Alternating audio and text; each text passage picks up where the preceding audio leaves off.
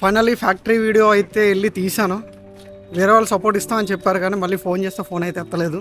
నేనైతే వెళ్ళి మొత్తం ఫుటేజెస్ అన్నీ తీసా. కొంతమంది రైతులతో కూడా మాట్లాడా.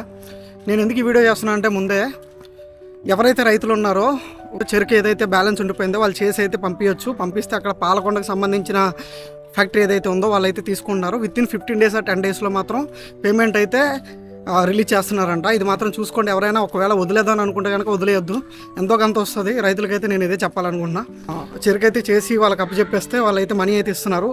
ఈ విషయం మాత్రం మర్చిపోకండి. మన ఫ్యాక్టరీ అయితే క్లోజ్ ఉంది, గోవాడ షుగర్ ఫ్యాక్టరీ అయితే క్లోజ్ ఉంది, కానీ పాలకొండ ఫ్యాక్టరీ అయితే నడుస్తుంది. వాళ్ళే ఇక్కడికి వచ్చి అయితే చెరుకునైతే కొంటున్నారు. ఒకసారి చూసుకోండి. కొద్దిగా అయితే షేర్ చేయండి, ఎందుకంటే ఎవరైనా రైతులు ఉంటే వాళ్ళకైతే ఉపయోగపడుతుంది.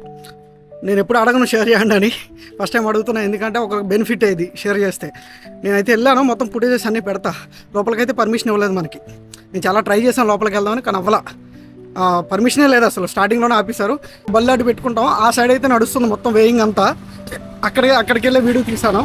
ఎవరైనా రైతులు ఉంటే కనుక ఒకసారి అక్కడికి వెళ్ళి కనుక్కొని మీరైతే చెరుకులు చేసి పంపించడం స్టార్ట్ చేయండి.